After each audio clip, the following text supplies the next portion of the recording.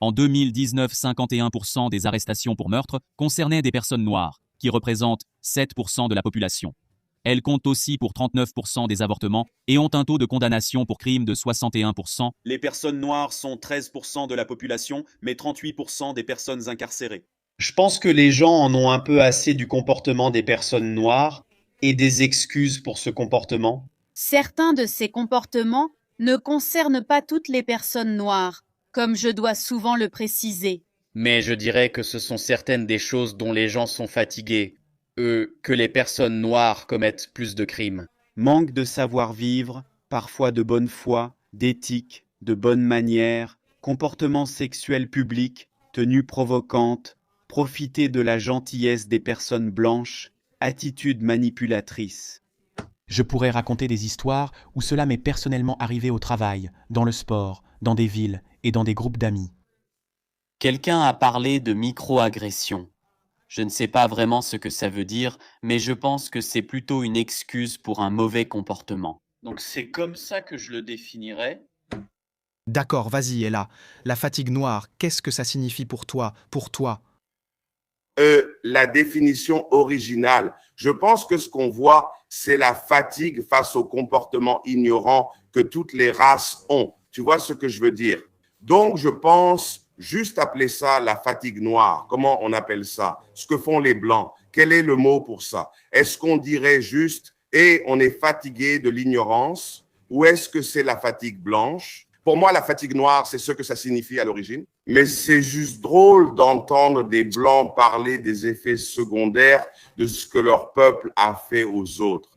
Dire ensuite, je ne comprends pas ce qui ne va pas chez eux, comme si notre peuple avait été irrespecté alors qu'on a fait de notre mieux. En regardant l'histoire, tu sais ce qui nous est arrivé quand nous subissions toutes les atrocités et lignes rouges. Ces gens-là ne portaient pas leurs pantalons baissés, ne rappaient pas des paroles de gangsters.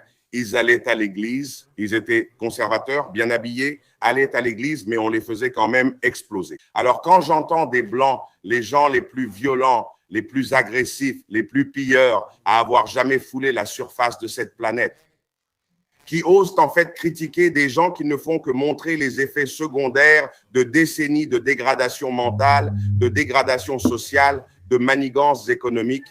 Ouais, je t'ai lancé, tu parles beaucoup. Je sais que ça t'énerve. Prépare-toi pour une longue nuit. Je ne suis pas énervé, je voulais juste échanger. On évite, personne n'interrompt. Attache ta ceinture, la nuit sera longue. Je parle d'une réaction excessive. Ouais, regarde-toi, tu es déjà sur la liste, tu vois. Tu ne peux même pas t'en empêcher. On n'a même pas encore commencé.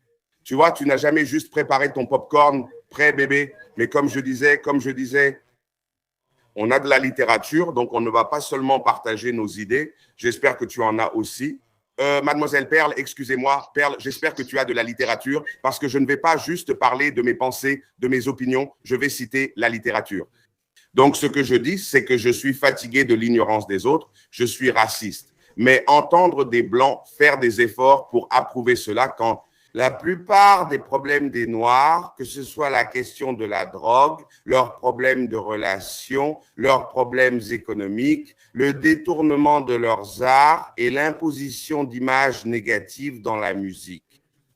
Nous ne contrôlons ni les médias, ni les grands réseaux, donc tout ce que font les Noirs est perçu négativement. Pour être diffusé dans le monde entier, cela doit être financé, approuvé et soutenu par les Européens.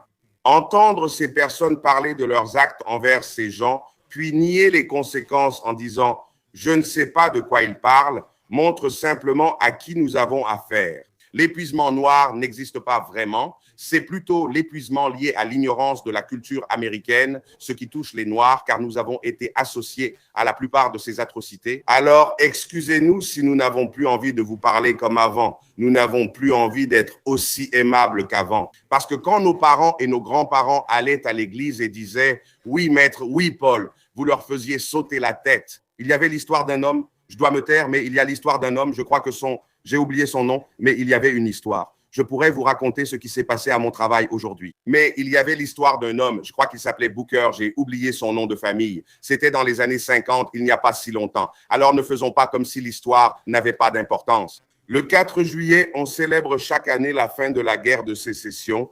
il y a 87 ans. Ulysse Grant et les pères fondateurs sont honorés chaque année. L'histoire est donc très importante pour ce pays. Il travaillait dans un restaurant pour les Blancs et disait « Je ferai de mon mieux, je serai gentil ». Il m'appelle par le mot en haine et me parle mal. Et j'essaie juste de prendre soin de ma famille, j'essaie de m'occuper de mes enfants. Le soir, j'ai mon propre restaurant et maintenant, j'y travaille moi-même. Cet homme travaille pour des Blancs le jour au Mississippi, puis le soir dans son restaurant. Donc, à cette époque, les Noirs, nous n'avons même pas ça aujourd'hui. Mais dans les années 50, tu penses, qui possède des caméras, qui possède des réseaux médiatiques? Donc, nous, non.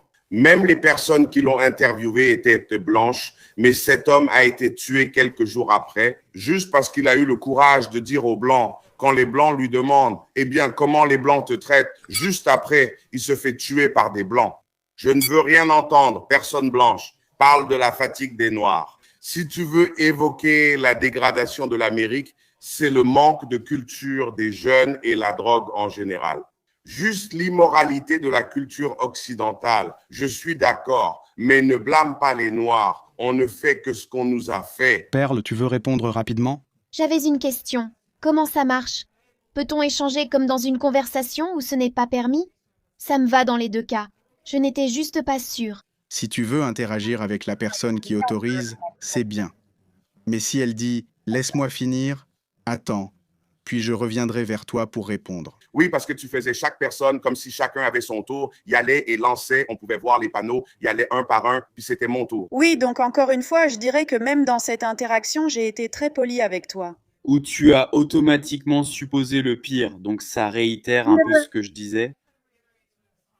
Qu'est-ce que j'ai supposé? Je passe à l'argument suivant, donc je dois dire non. Mais qu'est-ce que j'ai supposé? Je dois continuer. Ça, c'est clairement du gaslighting, donc gaslighting. Fais comme si tu ne faisais pas ce que tu faisais, ce qui est tout à fait correct. Je suis une grande fille, je peux gérer ça. Non, tu ne peux pas. J'adore la fatigue noire. Donc tu dis que tu mets ça sur le dos de l'histoire. Je pense simplement que les Blancs en ont assez d'entendre des excuses. Bien sûr que tu l'es. Bien sûr que tu l'es. Pourquoi ne le serais-tu pas? En tant qu'adulte, tu es responsable de ton propre comportement, donc si tu fais quelque chose d'impoli ou si tu commets un crime, tu en es responsable. Personne d'autre n'est responsable. Bien sûr, mais ce n'est ni un crime ni un problème de Noirs. Les Blancs commettent plus de crimes dans ce pays que les Noirs. Donc, si on veut parler de faits, arrêtons vraiment de parler de statistiques et arrêtons de dire n'importe quoi. Parce que, comme Hilal a dit, les hommes noirs sont... Les hommes noirs sont 20 fois plus. Tu n'es ni vraiment cuillère ni vraiment fixe. Les hommes noirs le sont car, avec le temps... Parce que 50%, laisse-moi parler. Les hommes noirs sont 20 fois plus violents que les hommes blancs. C'est ce que je dis. Tu montres ce que nous... Attends. Elle l'a dit. Pas d'interruption. Elle n'a pas commencé à interrompre les gens parce qu'on n'interrompait personne. Mais toi, tu veux interrompre. Donc maintenant, tu sors du cadre. Du cadre, c'est ce qu'ils font dans la vraie vie. Je dois sortir du cadre tous les jours. Attendez, les gars. Elle tient des propos racistes.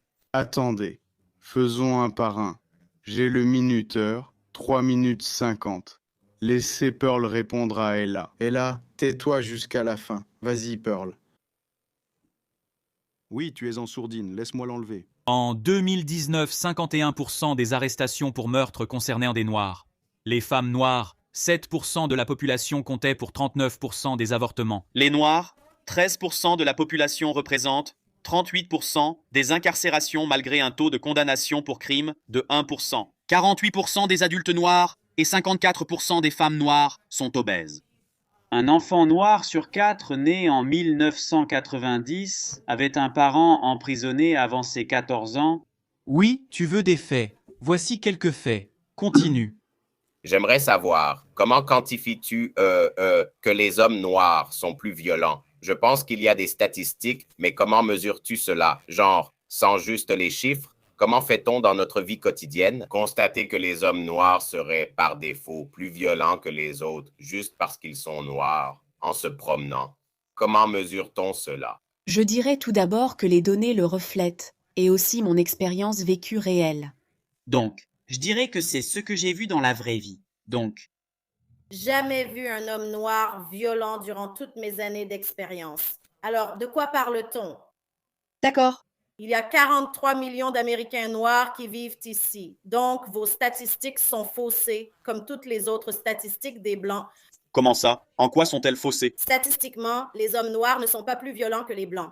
C'est tout simplement faux. Ce n'est tout simplement pas un fait avéré. Ils ont 20 ans. Non, non, non, non. Où sont tes preuves? D'où viennent-elles? Il a colonisé une civilisation. Les hommes blancs sont intrinsèquement violents, n'est-ce pas? C'est pour ça qu'il y a tous ces problèmes dans les écoles. Nous, on ne fait pas ça. Te sens-tu plus en sécurité dans un quartier blanc ou dans un quartier noir? Je me sens plus en sécurité dans un quartier noir, donc je vis sur notre propriété. Que Dieu t'aide. Oui, c'est vrai. Je ne me sens pas en sécurité avec des personnes blanches. En fait, tu me fais peur en ce moment. J'ai peur à cause de la fatigue blanche et pour répondre à la question de JR, je pense que la fatigue noire est la réponse d'origine et j'y crois. Ils ont tenté d'inverser la situation comme ils ont voulu imposer le mot en haine, affirmant qu'il est acceptable alors qu'il nous appartient. Vous ne pouvez pas dire ça non plus et vous ne pouvez pas essayer de détourner un terme que la dame, la professeure, a étudié. Vous voyez ce que je veux dire? Cela montre simplement votre mentalité de colonisateur. C'est littéralement dégoûtant et écœurant, non? Pour moi, c'est presque comme une maladie mentale, parce qu'il n'y a aucune façon que vous soyez vraiment venu et que vous ayez détourné ce terme dans le but d'humilier ou de rabaisser les personnes noires. Savais-tu que les personnes noires ont créé plus de 50 000 inventions dans ce pays? Tu sais qu'on construit des institutions. On a créé ce pays de rien. Avec suffisamment de statistiques. Quelles institutions as-tu créées? Nous connaissons notre histoire, nous savons qui nous sommes, nous connaissons notre histoire, nous savons que nous avons toujours été là et que nous sommes toujours là. Près de 47% des Afro-Américains sont de classe moyenne. Donc, cette petite classe dégénérée de personnes dont vous aimez vous vanter et que vous aimez mettre en avant, nous ne les aimons pas non plus, ils sont rejetés. Ce concept de fatigue noire n'existe pas, comme l'a dit Hilla, c'est juste de la fatigue ordinaire. Tu ne peux pas dire aux gens. Tu n'aimes aucune de ces choses. Tu ne peux pas le dire aux gens. Nous vivons sous un système de suprématie blanche et cela ne changera ni aujourd'hui ni demain. En 2025, les personnes noires vivent sous la suprématie blanche. S'asseoir sur ce panel, Pearl, et faire comme si ça n'existait pas, c'est mentir. D'accord, laisse-moi faire entrer les autres personnes avant qu'on commence ce débat. Amira, je te pose aussi la même question. Que signifie pour toi la fatigue noire? Je ne sais pas quoi dire, je veux juste être honnête. À chaque fois qu'on a ce genre de conversation, je n'arrive pas à parler.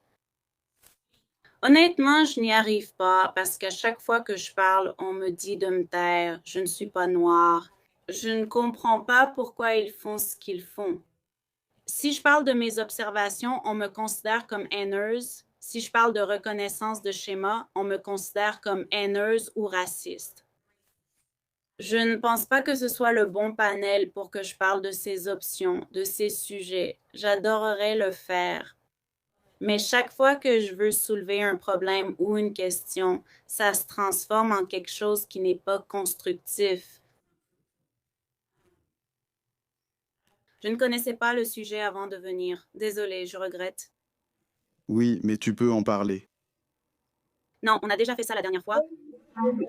On l'a fait la dernière fois. Non, je veux dire, on a déjà fait ça la dernière fois. Je veux dire, je ne peux pas.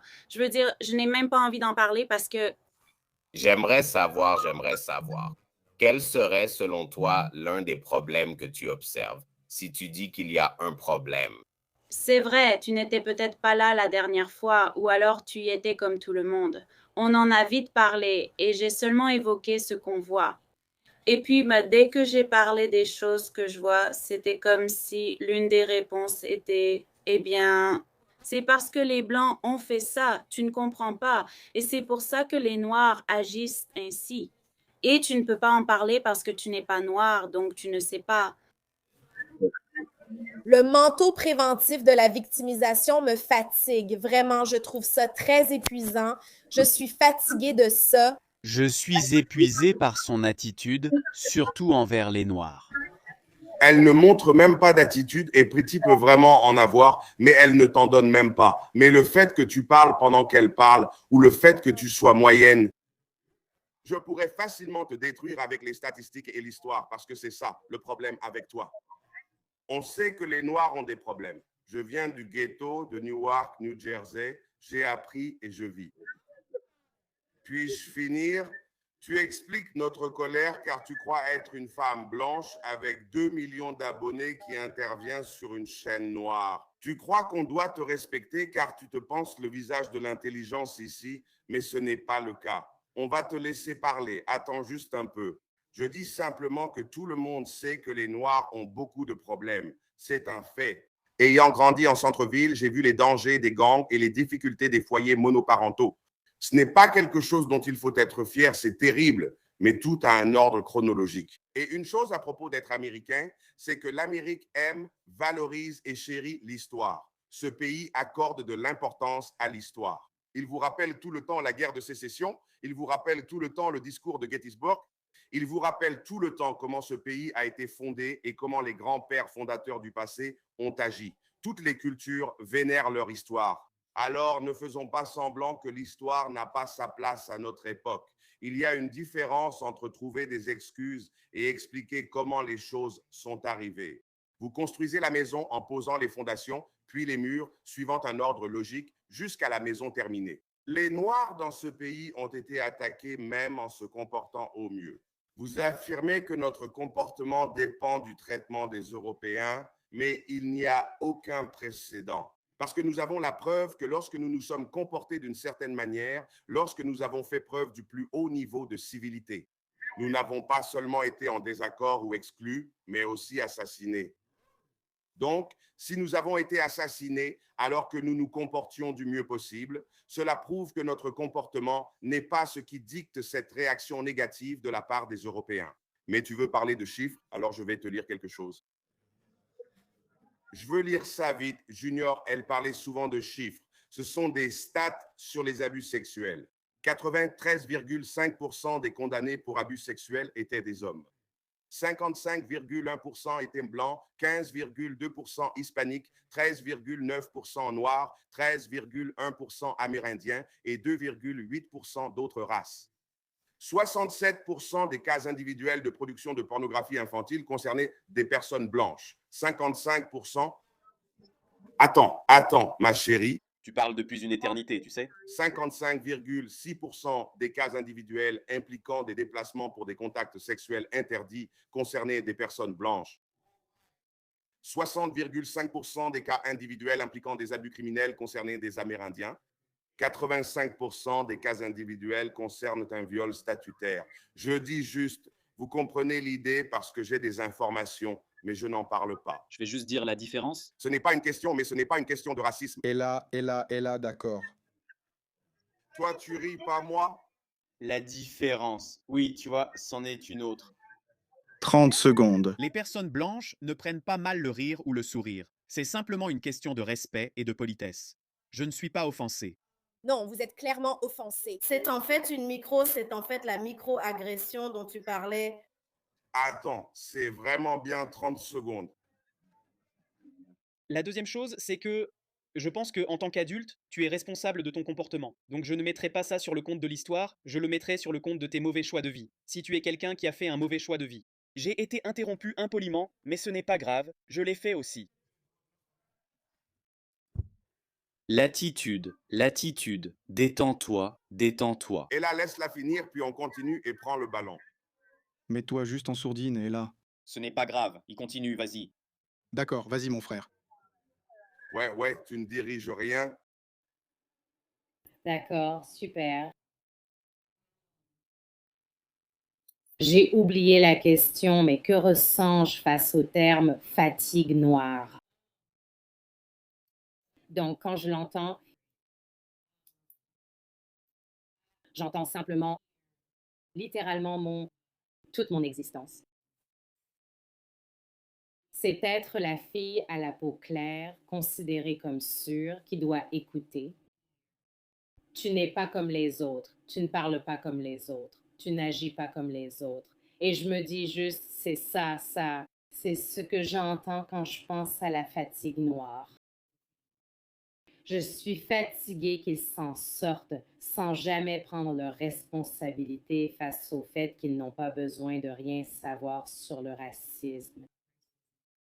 La structure de tout ça, la façon dont nous devons vivre avec, eux ne sont pas obligés de la connaître. Alors ils agissent comme des éléphants dans un magasin de porcelaine chaque jour. Ils traversent la vie en renversant les gens comme bon leur semble dès qu'ils en ont l'occasion, sans jamais avoir à s'excuser, tout en jouant encore les victimes. Parce que ne t'énerve pas, ce n'est pas moi qui suis arrivée ici et qui ai tout foutu en l'air. Tu dois t'y faire. Maintenant, tu fais la tête et je vais appeler ça ton attitude à cause de ce que j'ai créé. Je nomme cela le syndrome de la femme blanche. Elles créent des problèmes puis se plaignent de leurs actes et des réactions que cela suscite. Mais l'oppression intériorisée que les personnes noires ressentent, c'est qu'elles détestent ce qu'on leur a dit de détester. Elles adhèrent aux stéréotypes que les personnes blanches ont imposés. Donc, c'est aussi ce qui me fatigue, et c'est à ça que je pense quand je parle de la fatigue noire. C'est devoir être responsable de la création de quelqu'un d'autre, comme devoir payer pour ce que quelqu'un d'autre a fait, être responsable toute sa vie. Je pense toujours à cela au fil des générations. Très bien, Couli.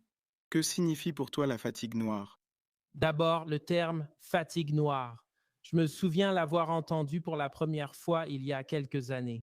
C'est un terme qui a été, tu sais, récupéré par les conservateurs blancs. Tout comme le mot woke, les Noirs utilisaient ce terme, tu sais, oh mec, toi, t'es éveillé, mec, toi, tu connais l'histoire des Noirs, tu connais ces choses-là. Donc, honnêtement, si on est franc, le terme a été récupéré par les conservateurs blancs et ce sont les conservateurs blancs d'extrême droite. Si on est vraiment honnête, ils ont un agenda et je pense sincèrement que c'est vraiment le leur. Pour moi, c'est une opération psychologique totale. Parce que si la fatigue noire est réelle, la fatigue blanche est réelle, la fatigue portoricaine est réelle, toutes les fatigues sont réelles, la fatigue mexicaine est réelle. Oh, vous traversez tous la frontière. Arrêtez de traverser, fermez les frontières. Pourquoi Trump ne parle pas de la fatigue mexicaine? Honnêtement, je pense que c'est une opération psychologique et que beaucoup de Blancs ont été influencés par ce qui est tendance dans les médias. Par exemple, ils verront sur X une vidéo d'une femme noire agissant vulgairement, ce que je ne cautionne pas et que je trouve immoral. Je crois que cela nuit à l'image de la communauté, non? Il faut rester honnête sur ce qu'on voit dans les médias, mais je pense que c'est clairement une opération psychologique.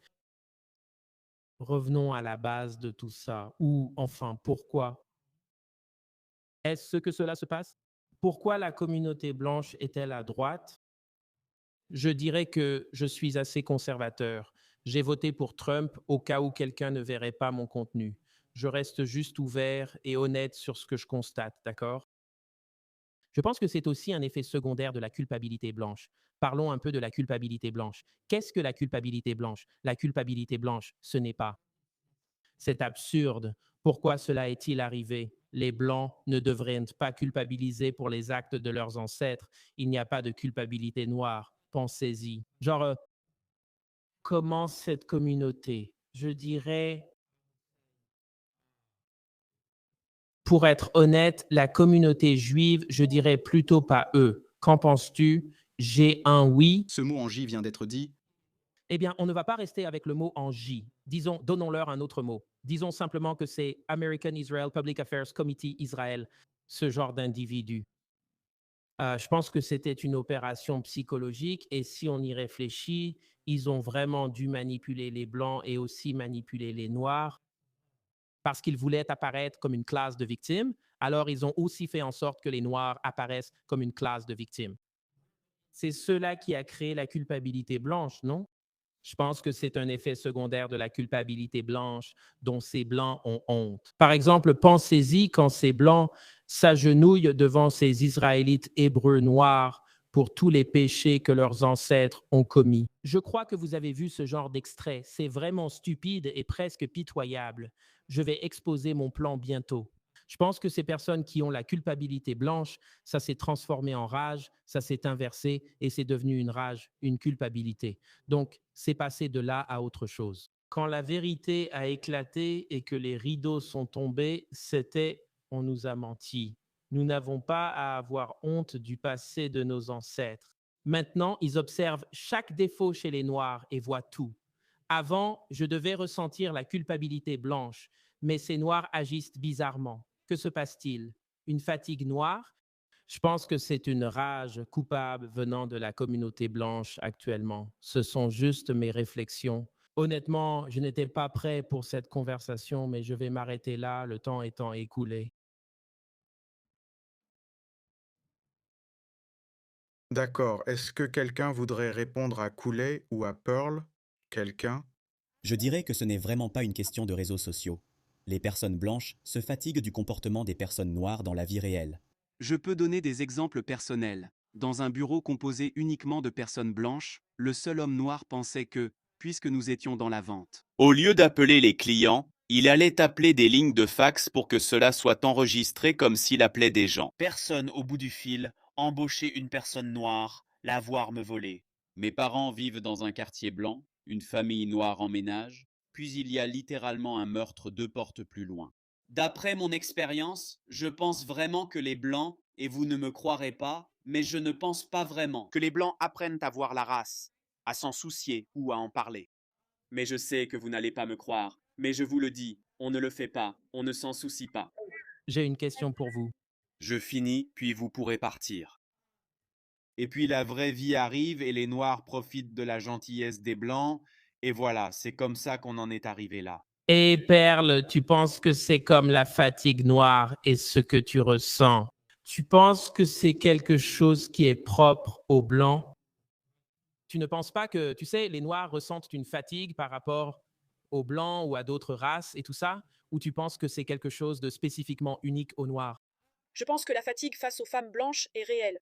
Je serais même d'accord avec toi là-dessus. Comme les Karen, je serais totalement d'accord. Mon Dieu, il y a beaucoup de gens qui en ont marre des Karen. Mais non, je dirais que si les Noirs étaient vraiment aussi fatigués des Blancs.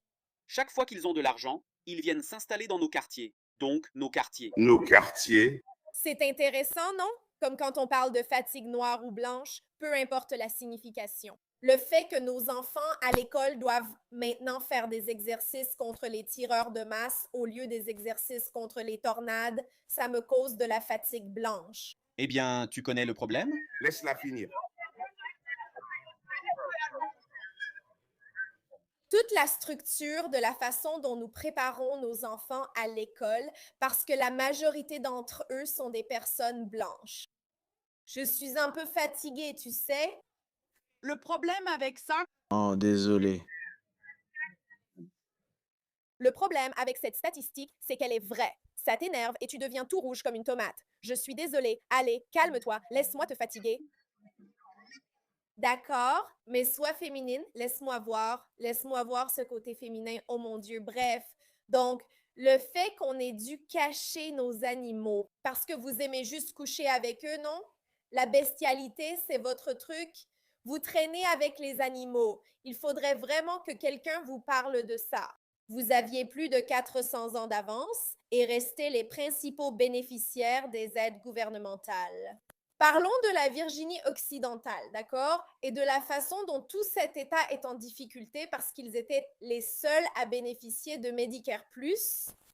Donc, on ne va pas rester ici à faire comme si tout le pays, les citoyens qui paient des impôts, les parents, les enfants qui vont à l'école publique, n'avaient pas de difficultés. La lassitude des Blancs face au changement de toute la structure du pays, parce que les Blancs semblent incapables de profiter de ces 400 ans d'avance que vous avez eus, je serais fatiguée aussi. Je regardais ça, vous savez, selon mon expérience personnelle. Je regardais une vidéo l'autre jour où un groupe de blancs pauvres se tenait debout. Ils étaient énervés parce qu'il y avait un immigré qui conduisait une Lexus. Ils disaient « Regardez-le, il conduit une Lexus. Il est arrivé ici il y a seulement 3 ans. Et nous, on roule encore dans nos vieilles bagnoles. » Oui, je serais énervée aussi, je serais en colère que d'une certaine manière, j'ai eu autant d'avance.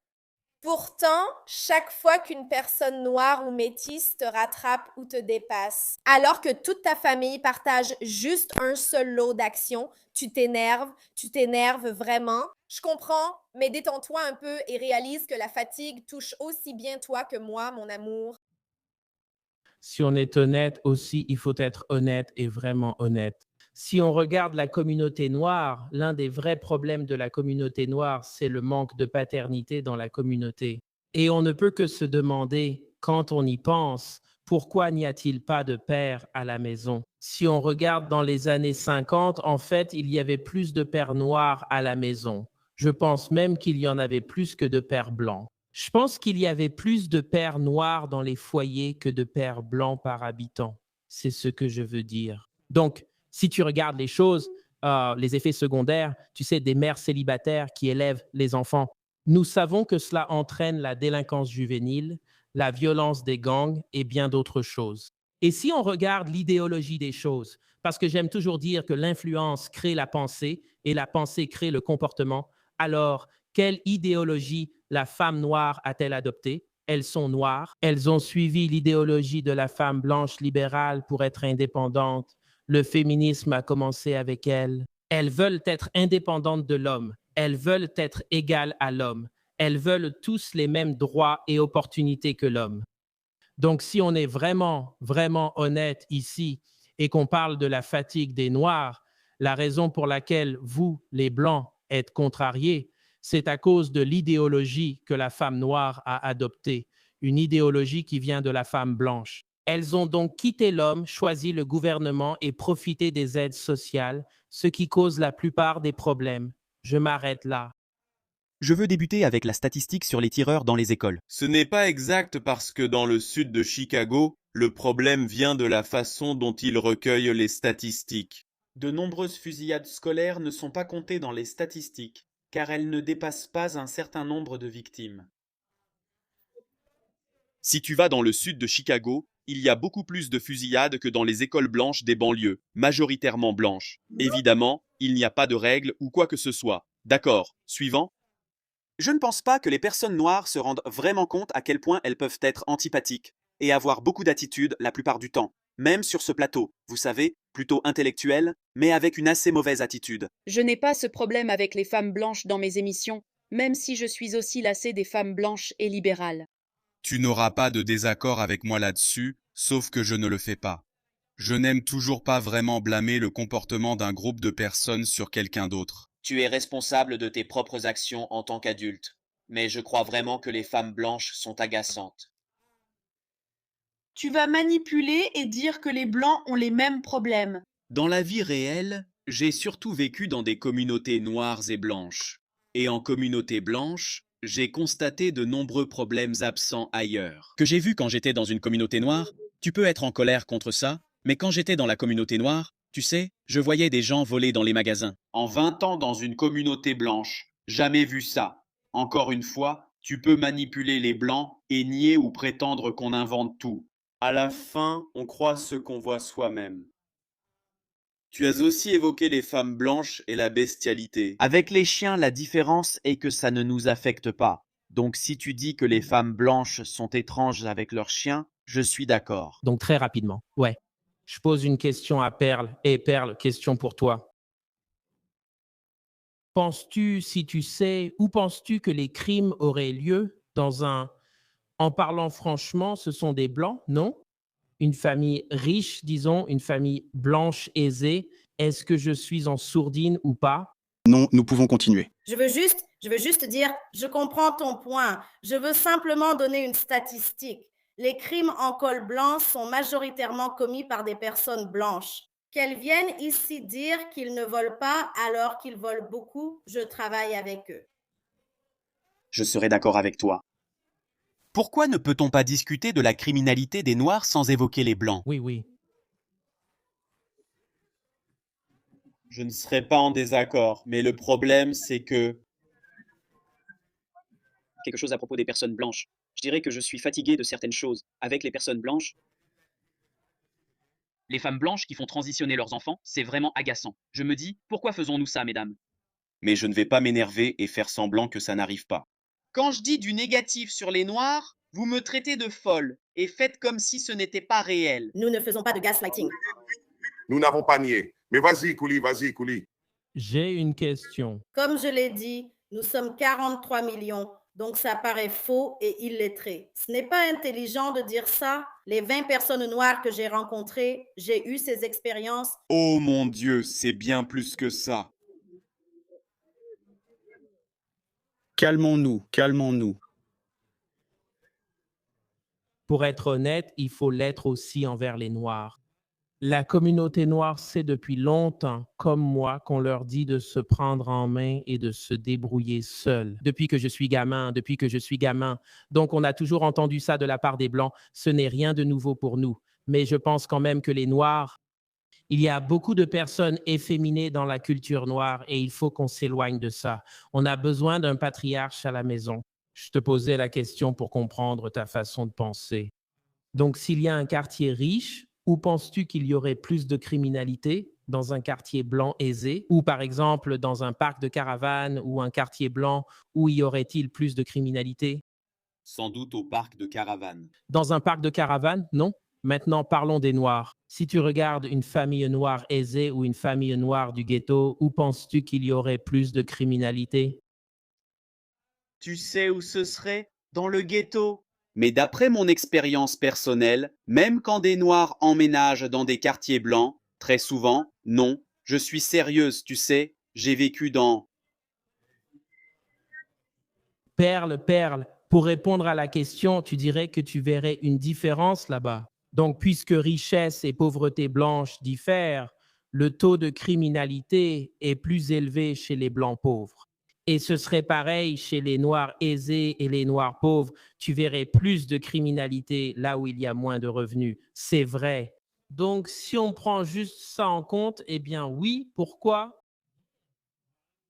Ce n'est pas un facteur racial, c'est surtout une question de communauté, d'éducation et de famille nucléaire. Donc, il y a plus de facteurs et pas seulement la couleur, la fatigue noire. Il y a plus de facteurs qui entrent en jeu. Je ne suis pas d'accord. Donc moi, encore une fois, tu peux... D'accord, tu es en train de dire... D'accord. Y a-t-il un trait propre aux personnes noires liées à l'ethnicité? Je dirais que oui, et ça, c'est juste mon expérience personnelle. Compris, donc c'est spécifique aux personnes noires. C'est ce que je voulais. Je veux comprendre leur idéologie. Laisse-la répondre. Tout ce que je peux. Tu peux parfois manipuler les chiffres pour leur faire dire ce que tu veux. Il y a un manque de savoir-vivre élémentaire, même chez des personnes noires entrant dans des espaces blancs. Comme je l'ai dit plus tôt, c'est une question d'attitude, un manque d'éthique de travail. Ce n'est pas le cas de tous, car j'ai déjà rencontré des personnes noires qui ne le font pas. Il ne s'agit pas de chaque individu, mais la probabilité de rencontrer cette attitude est plus élevée dans le groupe. Manque de bonne foi, plus d'émotion, ce sont juste les tendances que j'ai vues, même ici. Mais pas toi. Koulé, tu as été génial. Vas-y, mademoiselle Perle. Vas-y. Donc, beaucoup de choses ont été dites. Je veux que nous soyons conscients que lorsque nous parlons des médias et de ce que nous voyons, nos statistiques, d'où nous tirons nos informations, vos statistiques du FBI et le Bureau de la justice. D'accord, ce que je veux essentiellement dire, c'est que ces personnes ont toujours été et seront toujours contre les Noirs. Ils vont toujours perpétuer une fraude. Ils vont toujours transmettre des choses qui ne sont pas totalement vraies. Je pourrais y aller et parler de statistiques, car tu t'intéresses plus à ça, Perle. Tu as déjà dit sur une autre plateforme que les statistiques ne sont pas toujours factuelles. Donc, je sais que tu pars de ce principe, mais tu peux donner des informations trompeuses, tu peux donner des informations qui t'ont été transmises. Eh bien, je peux expliquer cela. Je sais que tu as mentionné plus tôt que tu ne savais pas ce que sont les expressions. Tu vois ce que je veux dire maintenant, comme tu es en train d'interrompre. C'est subtil mais intentionnel, une petite offense, une insulte, comme si tu m'empêchais de finir. Si tu essaies de m'enlever ma connaissance ou ma position d'un point de vue épistémique Ou si tu dis juste genre qu'elle baisse la caméra maintenant, c'est insultant. Je te parle, tu m'ignores, mais je continue. Je vais parler aux personnes qui sont concernées par la conversation et qui écoutent vraiment et qui veulent apporter de la valeur à notre communauté et à notre culture et nous aider à évoluer. Je plaisantais, mais maintenant je retire les gants. Quand elle évoquait les Noirs profitant de la gentillesse des Blancs, elle l'a dit une fois et a aussi dit que nous en profitions. Salut, ça va? Tu profites de la nature des Blancs? Je ne comprends pas comment tu évoques la nature des Blancs aux États-Unis.